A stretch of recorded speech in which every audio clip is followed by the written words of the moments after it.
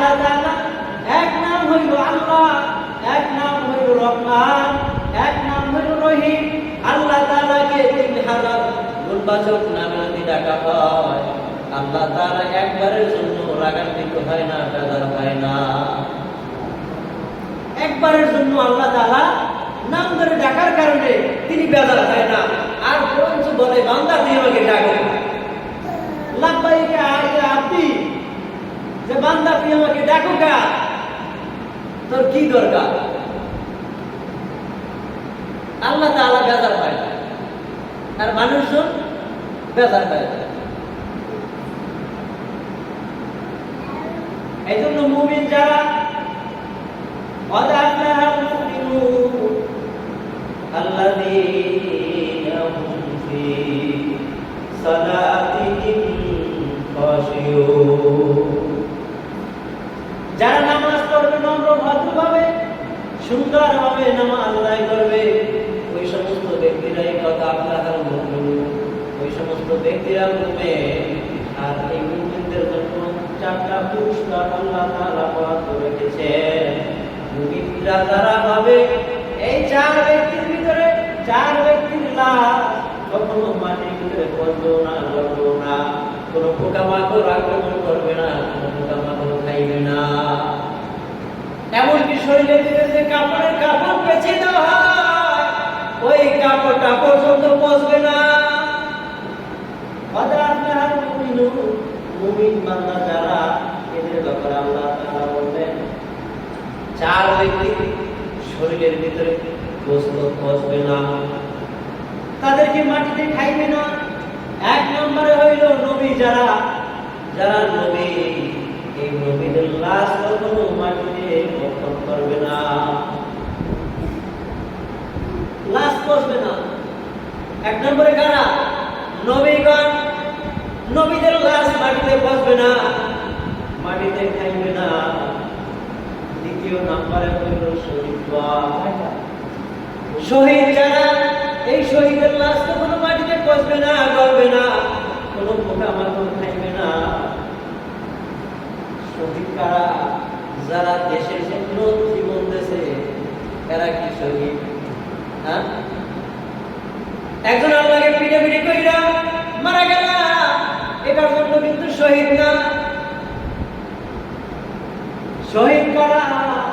যারা ইসলামের জন্য, দ্বীনের জন্য মাইল করে জীবন দিয়েছে, ইসলাম টিকিয়ে রাখার জন্য জীবন দিয়েছে, এরা হইল শহীদ।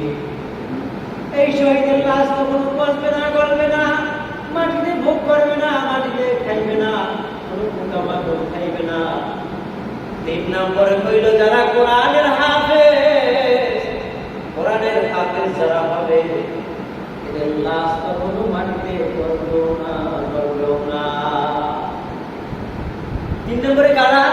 যারা কোরআনের হাফেজ, এই কোরআনের হাফেজদের লাশ কখনো মাটিতে পচবে না, গলবে না। যারা 30 পারা কোরআন মুখস্থ করে সিনার ভিতরে লাগাইয়া রাখবে, তারা দুনিয়াতেও হাফেজ। আর নবী বলে ওই হাফেজরা মৃত্যুর পরে কবরেও হাফেজ। ওই ব্যক্তিদের কোনো কাজ থাকবে না, দুনিয়াতে যেভাবে কোরআনুল কারীম তেলাওয়াত করে, ঠিক তদ্রূপ তাদের লাশ মাটিতে পড়বে না, কবরের ভিতরে শুয়ে শুয়ে কোরআনুল কারীম পড়তে থাকবে। এবার পড়তে থাকবে। নদীর তীরে একটা হাফেজ কোরআন, এই কোরআনের হাফেজ নদীর তীরে বছরে একবার গিয়ে ঢেউ খায়, একবার গিয়ে ঢেউ খায়, আবার চলে যায়। প্রতি বছর একবার আসে, একবার ঢেউ খেয়ে চলে যায়। হাফেজকে জিজ্ঞাসা করা হলো, কি ব্যাপার, তুমি এখানে আসো, একবার আসো, ঢেউ খাও, আবার চলে যাও?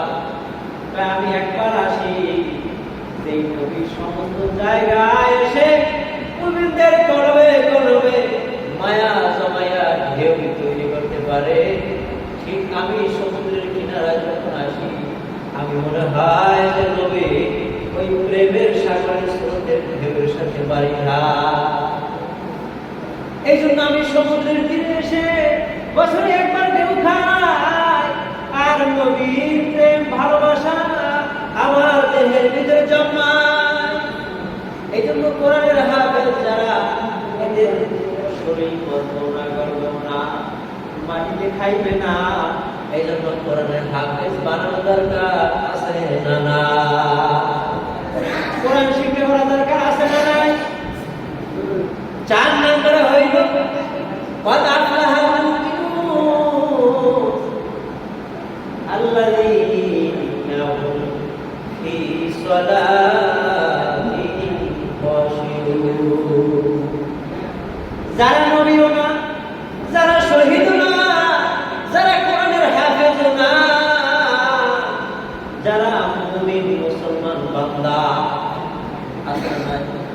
এখানে আপনারা যারা আছে, কেউ শহীদ না, কেউ নবীও না, কেউ কোরআনের হাফেজও না, আছেন কেউ? নাই। কিন্তু এদের ব্যাপারে চতুর্থ নাম্বার হলো যারা মুমিন বান্দা, যারা নামাজি বান্দা, নম্রভাবে কার্তিকের সাথে নামাজ আদায় করে, ওই সমস্ত বান্দারাই মুমিন মুসলমান। আর এই মুমিনদের জন্য চতুর্থ নাম্বার হলো মুমিনদের লাশ কখনো মাটিতে পচবেও না, গলবেও না, মাটিতে খাইবেও না। এর চাক্ষুষ প্রমাণ দুনিয়ার জমিনে আমরা কিছু কিছু জায়গায় দেখি কি দেখি না? হ্যাঁ, দেখি কিনা?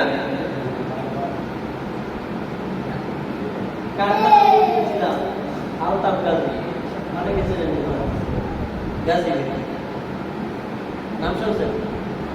পরিষ্কার করে একজন বুড়া ছিল, আলতাফ গাজী নাম। আলতাফ গাজী সবসময় কোনো কাজ কাম ছিল না, বাসায় বসে খবর দেখে আর নামাজের সময় মসজিদে যাই আগে যাই আগে নামাজ আদায় করে জিজ্ঞেস কাজ করে, এছাড়া বাকি কোনো কাজ না।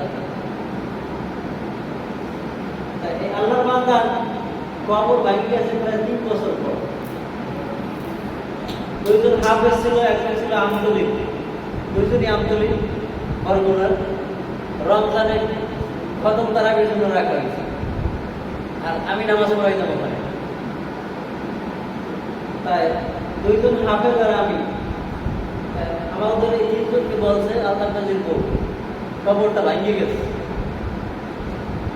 তাই হাফেজ 2 জনকে নিয়ে কবরে গেলাম মাটি দেওয়ার জন্য। তাই বাঁশ নিয়ে গেছি, কয়েক টুকরা মাটি দিতে গেছি। তাই কবরের ভিতরে বর্ষার সিজন, রমজান মাসে, তাই ওই সময় পানি লেগে গেছে। কিন্তু ওই পানির ভিতরে দেখা যায় কাপড় একেবারে পুরো তাজা ভাসতেছে, পেঁচাই। মুমিন যারা, এদের লাশ কিন্তু সহজে পচে না, এদের কাপড়টা পর্যন্ত কোনো কিছু হয় না। বিশ্বাস হয়? কোরআনের কথা কি মিথ্যে হইতে পারে? আল্লাযীনা হুম ফী সালাতিহিম খাশিউন। যারা নামাজি ব্যক্তি, যারা আল্লাহওয়ালা ব্যক্তি, এদের লাশ কখনো পচবে না। কদ আফলাহাল মুমিনুন। এই মুমিন বান্দা যারা, এদের লাশ কখনো মাটিতে খাইবে না। এই মুমিনদের প্রমাণ হলো যমুনা নদীর তীরে একজন মুমিন বান্দা, তাকে সর্বনাই প্রস্তুত করে ডাকা, তার তিনি ডাকতেন ঘুঘু মুন্সি। কি করে ডাকতেন? ঘুঘু মুন্সি। নাম শুনছেন না? ফজলুল করিম যে মারা গেছে, বর্তমান কৃষি হুজুরের বাবা, হেরাতে মুরিদ। এই ঘুঘু মুন্সি যখন মারা যায়, দীর্ঘ 8 বছর পরে যখন যমুনা নদী ভেঙে যায়, নদীর তীরে, নদীর কিনারায় স্রোত নদী ভেঙে গেছে। ভাঙার পর লাশ অর্ধেকটা বাহিরে চলে আসছে। স্রোতে খালি এদিকে ওদিকে যায়, ওদিকে যায়। এক আল্লাহর বান্দা নামাজ আদায় করে নদীর কিনারায় যখন গেলে, গিয়ে দেখতেছে আল্লাহর বান্দা লাশ এখন পর্যন্ত পুরা তাজা কাপড় যেভাবে পেঁচিয়ে রাখছে, দীর্ঘ 8 বছর পরে তাজা কাপড়ের মনে হয় যে এখন কিছুক্ষণ আগে এই ব্যক্তিকে এখানে কবর রাখা হয়েছিল। 8 বছর পর নদীতে ভাসে।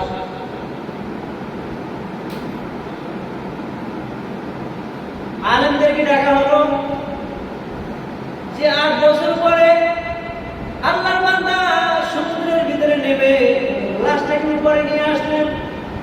আল্লাহর বান্দা ডাক দিয়ে বলে যে আমি শরীরের কাপড়টা ধরে টান দিয়ে দেখলাম, মনে হয় এত শক্ত কাপড়, মনে হয় যে এই কিছুক্ষণ আগে নতুন কাপড় কেরাই করে এনে থেকে পরাই দেওয়া হয়েছে। 8 বছর পরে কাপড়টা পর্যন্ত পচে না।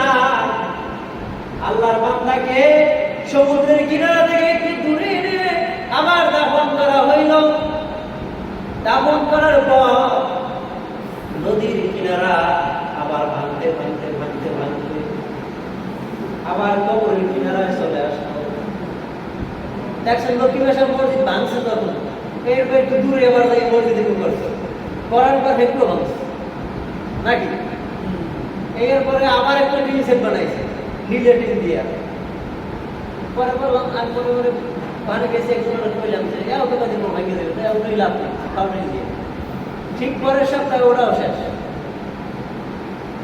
আল্লাহর বান্দা যখন লাশটা নদীর ভিতর থেকে উঠাই আইনা একটু দূরে দাফন করা হইল, দীর্ঘ 22 বছর পর আবার যখন ভাঙতে ভাঙতে কবরের কিনারায় চলে আসে, দীর্ঘ 22 বছর পরে আবার কবরটা নদীর ভিতরে ভেঙে যায়, আবার লাশ অর্ধেক বের হয়ে যায়। এলাকার লোক এসে বলতেছে কি ব্যাপার, মুন্সি তাকে দেওয়া হইল কবরে, দীর্ঘ 30 বছর হয়ে গেল, কিন্তু 30 বছর পরে এখন কাপড়টা সাদা দেখা যায়। সর্বনায় ফতুল করিমকে বলা হলো, তাকে এনে জানালা দাফন কাপড় ব্যবস্থা করে গ্রহণ করে আবার কবর রাখা হলো। তাই দেখেন দীর্ঘ 30 বছর পর ওই আল্লাহর বান্দা বলে আমি যখন মুখের কাপড়টা খুললাম, আল্লাহর বান্দা হাসা অবস্থায় আছে, শরীরের ভিতরে তাকায়া দেখি সে একটা পশম পর্যন্ত ক্ষয় হয়ে কাপড়ের ভিতরে পড়ে না, যেমন শরীর তেমন আছে, কোনো কিছু হয় না। তাই মুমিন বান্দা যারা, এদের লাশ কখনো মাটিতে পড়বেও না, গলবেও না। এই মুমিনদের জন্য আল্লাহ তাআলা কোরআনুল কারীমের ভিতরে এই সূরা নাযিল করে জানায়া দেয়, কদ আফলাহাল মুমিনুন আল্লাযীনা হুম ফী সালাতিহিম খাশিউন। মুমিন বান্দা যারা, নামাজি বান্দা যারা, এই 4 ব্যক্তির লাশ কখনো মাটিতে পচবে না, গলবে না। যারা কোরআনের হাফেজ, একজন কমপ্লিট করলে লাভ আছে না নাই? লাভ আছে। যারা হাফেজ হইতে পারলাম না, আমরা নবী হইতে পারলাম না, আমরা যারা শহীদ হইতে পারলাম না, কিন্তু আমরা তো মুমিন হইতে পারি কিনা বলেন? হ্যাঁ, মুমিন যেহেতু হইতে পারি, মুমিনদের জন্য এই 4 নাম্বার পুরস্কারটা যেন আমরা ধরে রাখতে পারি। নামাজ পড়তে পড়তে কপাল তাক করে বলাইলাম, বয়স হয়ে গেল, দাড়ি পেকে গেল, বয়স হয়ে গেল, মাথার চুল পেকে গেল, কিন্তু এখনো বসে বসে ক্লিন শেভ করে আছে না নাই? দাড়ি চুল পেকে গেল, এখনো পয়সা চোখের দিকে তাকায় থাকে, সাথে নামাজ আদায় করে না। দাড়ি চুল পেকে গেল, এখনো কাশেনাটায় বসে থাকে, আছে না না? কিন্তু যদি ওই সময় মালাকুল মউত আজরাইল নামক ফেরেশতা যদি চলে আসে, তোমার আমার কেমন অবস্থা হবে, কোন হালত হবে? এই কয়েক বছর আগে বর্তমানে একটা লোক আল্লাহর বান্দা প্রায় আধা বয়স হলো, তারপর শেষ করে দাড়ি কামা, পর্দা দাড়ি পাইকে গেছে, তারপরে দাড়ি কামা, জয়পুরের বাপ এখনো শেষ করতে পারে না, দূর করতে পারে না। আল্লাহর বান্দা দাড়ি কামায় চায়ের দোকানে গিয়ে এক হাতে সিগারেট আর এক হাতে চায়ের কাপ, এমন লোক এখন আমাদের সমাজে আছে না? এক হাতে সিগারেট টানে, একবার সিগারেটের টান দেয়, আর একবার চায়ের কাপ মুখের ভিতরে দিয়ে এক চিমটি চা খায়, আবার গল্প ছাড়ে, আবার চা খায়, আবার সিগারেট টান দেয়।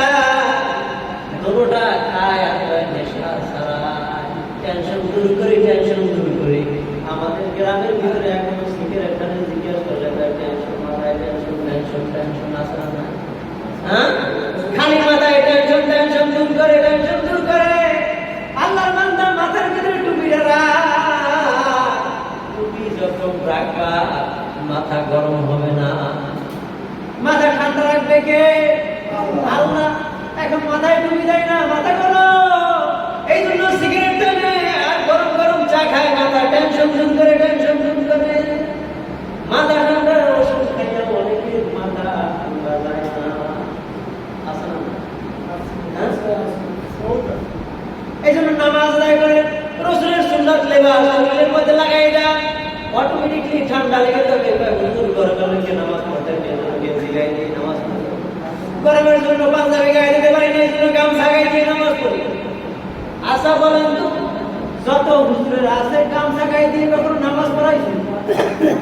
হ্যাঁ, কোন মসজিদের ইমাম সাহেব গেঞ্জি গায়ে দিয়ে নামাজ পড়াইছে? কেন হুজুর গরম লাগে না পড়ায়? হ্যাঁ, খালি গরম কি আপনি হুজুর কি গরম নাই? এই জন্য আল্লাহ তাআলা মুমিন ব্যক্তি যারা, এই মুমিনদের জন্য আল্লাহ তাআলা এমন বরকত রেখেছেন। মুমিন বান্দা যারা সব কিছু বাদ দিয়ে ইবাদত করবে, সব সময়ের জন্য এক মালিক তিনি কে? আল্লাহ। জবানটা দিয়ে জিকির করবেন আল্লাহ। ওই যে ঘুঘু মনীষী, তিনি নামাজ আদায় করে গুন গুন গুন গুন করে খালি জিকির করছে, এই জন্য তাকে নাম রেখে দিয়েছে ঘুঘু মনীষী। অর্থাৎ কিছু কিছু কয়েকবার ঘুঘু মনীষী যায়, অর্থাৎ ঘুঘু যেভাবে বলে না, ঠিক ওইভাবে সব সময়ের জন্য জবানে জিকির চলতে গেছে, চলতে গেছে। আর আপনি আমি মুখে মুখে বলি আল্লাহ পেশাল আছে, বুড়ি কি বুড়ি সব পেশাল বাদ দিয়ে সব সময়ের জন্য আল্লাহর জিকির কলবে ঢুকুন, লাগবে কি লাগবে না? জবানে জিকির রাখবেন, প্রত্যেকটা জিকিরে জিকিরে আপনার আমার আমল নামায় নেকি লিখতেই থাকবে। এমনকি যখন জিকিরটা করতে করতে কলবে জারি করে বানাইবেন, এখন যদি মানুষের সাথে কথা বলে তারপর মনে হইবে যে কলবে এখনো জিকির করতেছে। কথা বলতে পারলাম কি বললাম? এই জন্য নবী রাসূল যারা, এদের লাশ কখনো মাটিতে বসবে না, গলবে না। আল্লাহ তাআলা যুগে যুগে এক একজন নবীকে পাঠায় দিলেন, এক একটা মুজিজা নিয়ে আল্লাহ তাআলা দুনিয়ার জন্য পাঠায়। পয়গম্বর মুসা আলাইহিস সালাতু ওয়াস সালাম তুর পাহাড়ে গিয়ে আল্লাহকে ডাক দিয়ে বলে, আল্লাহ আমি একটু তোমার সাথে কথা বলতে চাই, তুমি আমার সাথে কথা বলবানি? হ্যাঁ মুসা, আমি তোমার সাথে কথা বলবো। কয়েক মাইল পথ অতিক্রম করে হেঁটে তুর পাহাড়ে উঠে পয়গম্বর মুসা আল্লাহকে ডেকে বলে, আল্লাহ আপনি আমার সাথে একটু কথা বলে, আমার সাথে একটু কথা বলে। আল্লাহ আপনি যদি আমার সাথে একটু কথা বলেন, আমি পয়গম্বর একটু খুশি হয়ে যাব। আল্লাহ তাআলা কথা বলা শুরু করে দিলেন, একটা নয়, দুইটা নয়, 3000 ভাষায় পয়গম্বর মুসা আলাইহিস সালামের সাথে কথা বললেন। কয় হাজার ভাষা? 3000 ভাষায় পয়গম্বর মুসা আলাইহিস সালামের সাথে কথা বললেন। কিন্তু পয়গম্বর মুসা আলাইহিস সালাম আল্লাহর একটা কথার ভাষাও বুঝতে পারে না। আপনি আমি যদি, আমরা তো মাতৃভাষা হইল বাংলা ভাষা, তাই না? এই বাংলা ভাষা সবাই জানি। যদি ইন্ডিয়াতে যান, হিন্দিতে কথা বলবে, কি করে আপনি আমি বুঝবো না। সৌদি আরব যদি যান, আরবিতে কথা বলবে, উর্দুতে কথা বলবে, ফার্সিতে কথা বলবে, আপনি আমি বুঝবো না, বুঝবো? এভাবে করতে করতে আল্লাহ তাআলা পয়গম্বর মুসা আলাইহিস সালাম তাকে 3000 ভাষায় কথা বলে শুনাইলে। এবার আল্লাহ তাআলা ডাক দিয়ে বলে, ও পয়গম্বর মুসা, আমি তোমার সাথে কয় ভাষায় কথা বলছি বলতে পারো না? আল্লাহ বলতে পারি না। ও পয়গম্বর মুসা, আমি আল্লাহ তাআলা তোমার সাথে 3000 ভাষায় কথা বলেছি। আল্লাহ তাআলা আপনি আমার সাথে 3000 ভাষায় কথা বলেছেন, কিন্তু কি বলেছেন? আমি পয়গম্বর মুসা একটা ভাষাও বুঝতে পারি না। কেমন ভাষায় কথা বলছেন? ও পয়গম্বর মুসা, তাহলে তোমার সাথে 3000 ভাষায় কথা বললাম, কিন্তু তুমি একটা কথাও বুঝতে পারলা না। আমি এবার তোমার মায়ের মাতৃ ভাষায় কথা বলে তোমাকে শুনাইতেছি। এবার তার ভাষায় কথা বলে আল্লাহ তাআলা শুনাইতেছে। এবার সব কথা শোনার পর তোমার পয়গম্বর মুসা আলাইহিস সালাতু সালামকে ডেকে বলে, ও পয়গম্বর মুসা, তোমাকে এবার যেই ভাষায় কথা বলে শুনাইলা, এবার বলো এই ভাষাগুলো তুমি বুঝতে পারছো কিনা? হ্যাঁ আল্লাহ, এবার বুঝতে পেরেছি। কি বলছো বলো? যা বলেছে সব আপনার বন্ধু মুহাম্মদ আর আপনার বন্ধু মুহাম্মদের উম্মতের গুণগান বলে আমাকে শোনাইছে। মুসার সাথে গুণগান গায় গান আমাদের, কাদের গুণগান গায়? আমাদের 3000 ভাষায় গুণগান গাইলে কিন্তু একটা ভাষার গুণগান বুঝতে পারে নাই। যখন মাতৃভাষায় এবার যখন আমাদের নবীর গুণগান প্রশংসা বলা শুরু করলেন, আর আমাদের নবীর উম্মত হইলাম আমরা, আমাদের প্রশংসা বলা শুরু করলেন। এই প্রশংসা বলার পর মুসাকে বললেন, মুসা এবার বুঝতে পারছো নি? আল্লাহ, সব বুঝতে পেরেছি। আমি মুসার কোনো গুণগান গান না, আমি মুসার উম্মতের কোনো গুণগান গান না। যত কথা বলেছে এই সব কথা আপনার বন্ধু মুহাম্মাদের গুণগান, আর আপনার বন্ধু মুহাম্মাদের উম্মতের গুণগান গায়া শোনাইলে। যে আপনার বন্ধুর উম্মত যারা, এরা হবে সবসময় মুমিন মুসলমান, এরা কখনো নামাজ ছাড়বে না, এরা কখনো আপনাকে বলবে না, আপনার বন্ধু মুহাম্মদকে ভুলে যাইবে না। এরাই হইল মুমিন বান্দা। قد أفلح المؤمنون الذين هم في صلاتهم خاشعون। ও পয়গম্বর মুসা, আমার বন্ধু উম্মত যারা, নামাজি ব্যক্তি যারা, ওই সমস্ত ব্যক্তির গুণগান আমি আল্লাহ তাআলা গাইলাম। ওই ব্যক্তির গুণগান গাইলাম। ওই ব্যক্তি একবার যদি বলে বিসমিল্লাহির রহমানির রহিম, আমি আল্লাহ তাআলাকে 3000 বার ডাকা হয়ে গেল। কয়বার ডাকা হলো? 3000 বার ডাকা হয়ে গেল। এই জন্য প্রত্যেক কাজের শুরুতে বলবো কি বলবো না? খাওয়ার শুরুতে কি বলবো? একটা কোনো কিছু জিনিস ধরার আগে বলবো বিসমিল্লাহ, মাথায় টাইপে বলবো বিসমিল্লাহ, পাঞ্জাবি বলবো বিসমিল্লাহ, সামনে যখন মসজিদ থেকে বের হইব দোয়া করে পাড়া দেব বলবো কি বিসমিল্লাহ। প্রত্যেক কাজ করবো, কাজের শুরুতে বলবো কি বিসমিল্লাহ। মনে থাকবে তো? এই জান্নাতের ভিতরে যে চাবি থাকবে, এই চাবি খোলার শুরুতেই বলতে হবে কি বিসমিল্লাহ। জান্নাতে পা রাখার আগে বলতে হবে বিসমিল্লাহ। দাউদ নবী আলাইহিস সালাতু ওয়াস সালামের 19 জন সন্তান। কতজন সন্তান? 19 জন সন্তান। এই 19 জন সন্তানের ভিতরে 4 জন সন্তান দুনিয়া ছেড়ে বিদায় নিয়ে চলে যায়। দাউদ নবী থাকা অবস্থায় 4 জন সন্তান মারা যায়। 15 জন সন্তান বেঁচে আছে। সবচেয়ে ছোট সন্তান, এই সন্তানের নাম হইল পয়গম্বর সুলাইমান আলাইহিস সালাম। সবচেয়ে ছোট সন্তান, তার নাম পয়গম্বর সুলাইমান আলাইহিস সালাম। কেউ জানে না ইনি যে একজন পয়গম্বর, আল্লাহর নবী, অন্য কোনো ভাইরাও জানে না। জিবরাইল আলাইহিস সালাম, তাকে আল্লাহ তাআলা বলেন, জিবরাইল যাও যাও, জান্নাতের ভিতর থেকে একটা সুন্দর নিয়ে যাও। বিশাল বড় একটা সুন্দর নিয়ে রওনা করলেন। এই সুন্দরটা হইল 70 মাইল লম্বা। কত মাইল লম্বা? 70 মাইল পর্যন্ত লম্বা। একটা সুন্দর জিবরাইল আলাইহিস সালাতু ওয়াস সালামকে বললেন, ও জিবরাইল, তুমি এই সুন্দরটা নিয়ে দাউদ নবীর কাছে হাজির হয়ে যাও। এই সুন্দরটা নিয়ে দাউদ নবীর কাছে হাজির হয়ে যাও। এই সুন্দর মাইল লম্বা, এই সুন্দরটা নিয়ে যখন দাউদ নবী আলাইহিস সালাতু ওয়াস সালামের কাছে চলে আসলেন জিবরাইল, এবার বলতেছে বিশাল বড় একটা তালা মারা। এই তালার চাবি কোথায়? চাবি নাই, তালার চাবি নাই।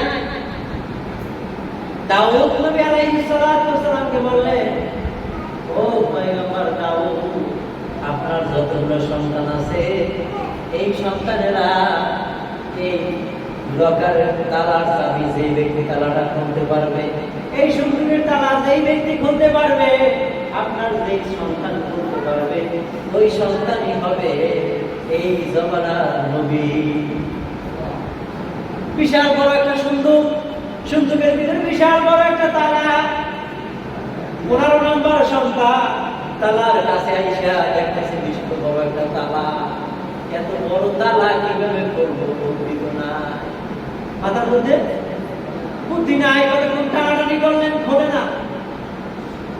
15 নম্বর সন্তান ফেল হয়ে গেল। 14 নম্বর সন্তান আসলো। 14 নম্বর সন্তানও তালা করতে পারলো না, চলে গেল। 13 নম্বর সন্তান আসলো, এই সুযোগের তালা করতে পারলো না। এক এক করে 5 জন সন্তান চলে গেল, সুযোগের তালা কেউ করতে পারে না। দাউদ নবী জিজ্ঞাসা করলেন, সুযোগের চাবি তো দেয় না, চাবি ছাড়া এই তালা কিভাবে করবো? কিন্তু যিনি পয়গম্বর হবে তিনি তো চাবি জানে, যিনি পয়গম্বর হবে তিনি চাবির কথা জানে। এবার সুলাইমান নবী আলাইহিস সালাতু ওয়াস সালাম সবচাইতে ছোট। দাউদ নবী আলাইহিস সালাতু ওয়াস সালামকে বললেন, বাবা এই তালা করবেন পরে, আগে এই তালা করবেন যে তালার চাবির কথা বলা লাগবে। চাবির নাম কি? তালার চাবির নাম কি? যে ব্যক্তি এই তালাটা খুলতে পারবে ওই ভাই এই চাবির খবর জানে।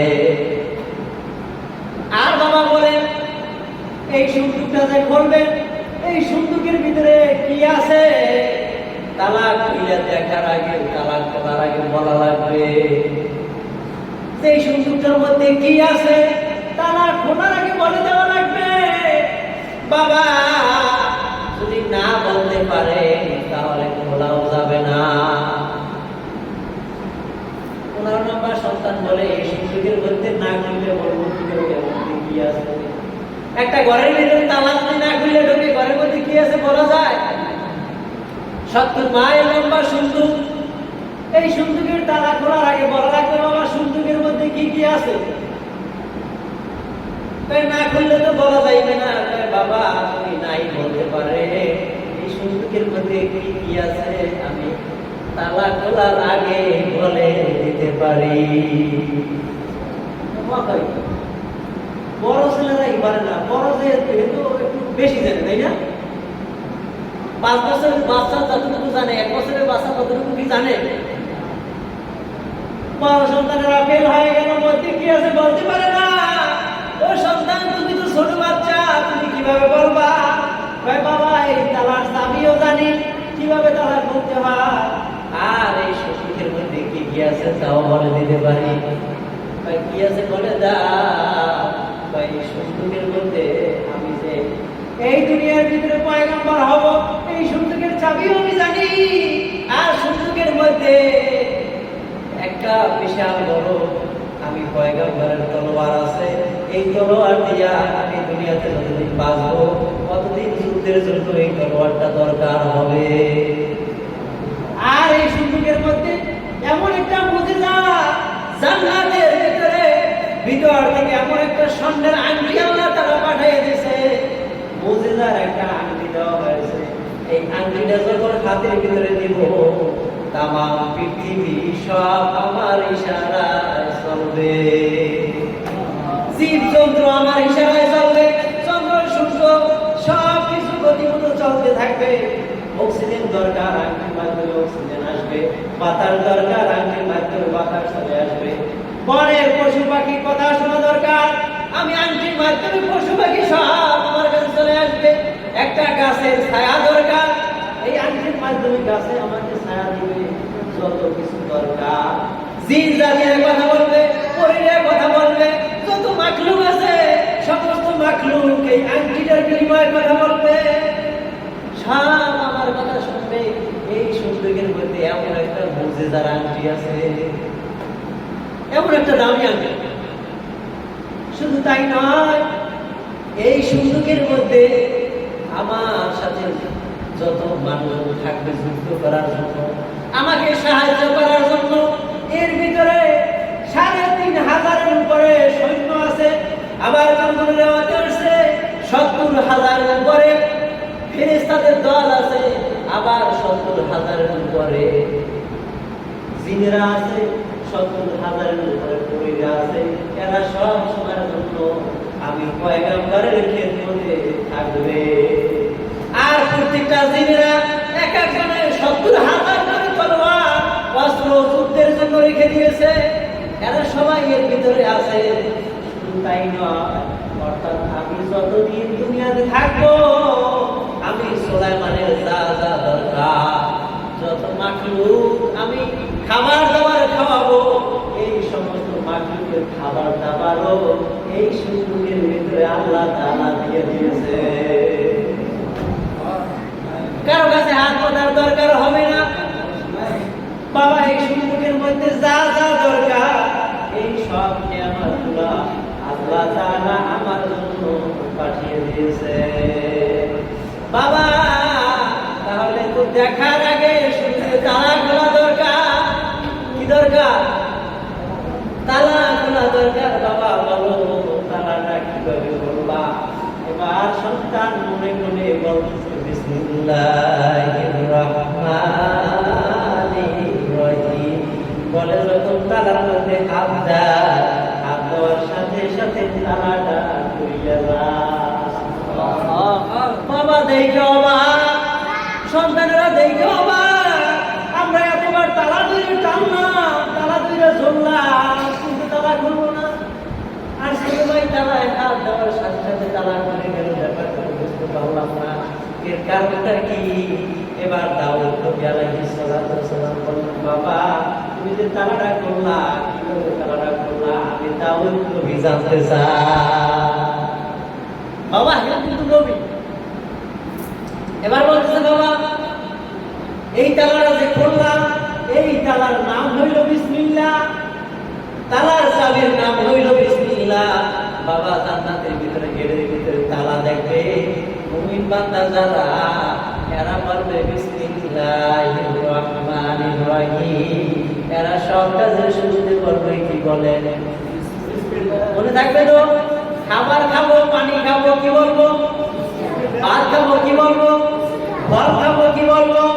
চা খাবো, কি বলবো? মনে থাকবে তো? কিছু কিছু আছে চা খাবো আর সিগারেট টানবো, বলছিলাম না? বরগুলোতে এক হাতে সিগারেট আর এক হাতে চা, টানতেছে টানতেছে টানতেছে, হঠাৎ করে চায়ের কাপ একদিকে, সিগারেট একদিকে, থেকে নামায় পরে যা